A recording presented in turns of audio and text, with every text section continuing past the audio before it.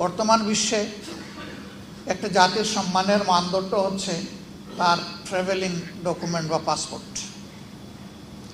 যে দেশের পাসপোর্ট যত বেশি শক্তিশালী ধরে নেওয়া হয়, সেই দেশের মানুষ ততটাই সভ্য এবং মানবিক। দুনিয়া এখন সবচেয়ে শক্তিশালী দেশ এই বিবেচনায় হচ্ছে আমাদের অতি নিকটের একটি দেশ, ছোট্ট একটি দেশ যেটা সিটি স্টেট, নগর রাষ্ট্র। আমাদের 1-1.5টা উপজেলার মতো যার আয়তন সিঙ্গাপুর। আর আমাদের তালিকা না বললেই ভালো, খুবই হতাশাজনক। এর কোনো সম্মান, উনি তো গ্রিন পাসপোর্টের কথা বলেছেন, আমি লাল পাসপোর্টের ক্ষেত্রেও তার ব্যতিক্রম দেখতে পাচ্ছি। আমি নিজেই ভুক্তভোগী। কার জন্য? নিশ্চয়ই আমাদের চারিত্রিক বৈশিষ্ট্যের জন্য। 55 বছরে দেশটি স্বাধীন হওয়ার পরে আস্তে আস্তে তো আগাবে, কিন্তু আমরা গিয়ে দাঁড়ালাম কোথায়? এই কিছুদিন আগেও এ দেশের যিনি দুর্দান্ত শাসক ছিলেন, তিনি নিজে পালিয়ে গেলেন। তিনি নিজে পালাবার আগে পরিবারের সকল আত্মীয় স্বজনকে পালানোর সুযোগ করে দিলেন।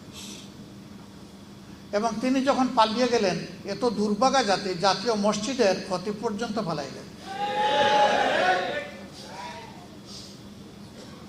তার মন্ত্রী পরিষদের সদস্যরা খালে বিলে পালানোর চেষ্টা করলেন। দুনিয়ায় মানুষের আশ্রয়ের 2টি জায়গা, অসুস্থ হলে হাসপাতাল, নির্যাতিত হলে বিচার বিভাগ। সেই বিচার বিভাগের সর্বোচ্চ স্তর হচ্ছে আপিলেট ডিভিশন। সেই ডিভিশনের একজন বিচারপতি পালাতে গিয়ে কলাপাতার উপরে ঘুমালেন। 90 ভাগ মুসলমানের দেশে অমানবিকভাবে আয়নাঘর তৈরি করা হলো। জুলাই জাদুঘর, স্মৃতি জাদুঘর যারা দেখেছেন তারা তার দামি রূপটা দেখতে পাবেন। বাস্তব রূপ ছিল তার চাইতেও কঠিন। কবরের সাইজের একটা ঘর, সেই ঘরের মধ্যে তার ঘুমানো, শোয়া, বসা, নামাজ আদায় করা, গোসল, খাওয়া, সব কিছু, পেশাব পায়খানা ওইখানেই। এখান থেকে কাউকে বের হতে দেওয়া হতো না। এখানে তার দামি কিছু প্রেজেন্টেশন রাখা হয়েছে। আমি মনে করি যারা সচেতন নাগরিক তাদের প্রত্যেকের এই জাদুঘর ভিজিট করা উচিত। কিন্তু দুর্ভাগ্য, অন্তর্বর্তীকালীন সরকারের সময় জাতির দুঃখের ঘটনাগুলোকে এখানে তুলে ধরা হয়েছিল। বিশেষ একটি দেশকে, রাষ্ট্রকে খুশি করার জন্য তার অনেক উপাদান এখান থেকে গায়েব করে দেওয়া হয়েছে। এখানে 47 সাল বা 46 সাল থেকে শুরু করে অনেকগুলা রাজনৈতিক সাংস্কৃতিক পরিবর্তনের যারা পুরোদা ব্যক্তিত্ব ছিলেন তাদেরকে তুলে আনা হয়েছিল। এর অনেক কিছু এখন গায়েব করে ফেলা হয়েছে নির্বাচিত সরকারের হাতে যখন আসছে। অনেক নির্যাতিত মানুষ, তাদের স্মৃতিচিহ্ন ছবিগুলো ওখানে ছিল।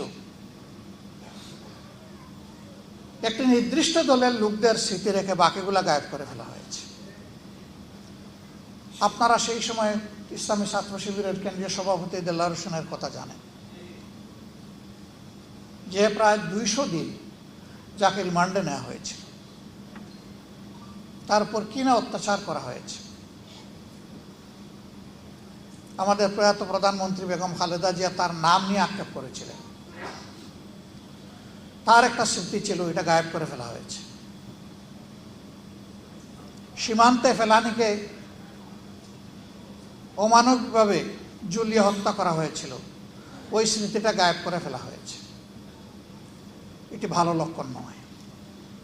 ক্ষমতায় যারা আসে এসেই বলে ইতিহাস বিকৃতি করা হয়েছে, কিন্তু এ পর্যন্ত বাংলাদেশের ইতিহাস বলে সবাই ইতিহাস বিকৃতির নায়ক ছিল। এই অপকর্ম থেকে কেউ বের হতে পারে। একটা মুসলমানের দেশে চিন্তা করা যায় যে মানুষকে ধরে নিয়ে গায়েব করা হবে বছরের পর বছর। তিনি নিজেও জানবেন না কোথায় আছেন, আপনজন জানবেন না তিনি বেঁচে আছেন কিনা। সেই কাণ্ড কারখানা এই দেশে করা হয়েছে।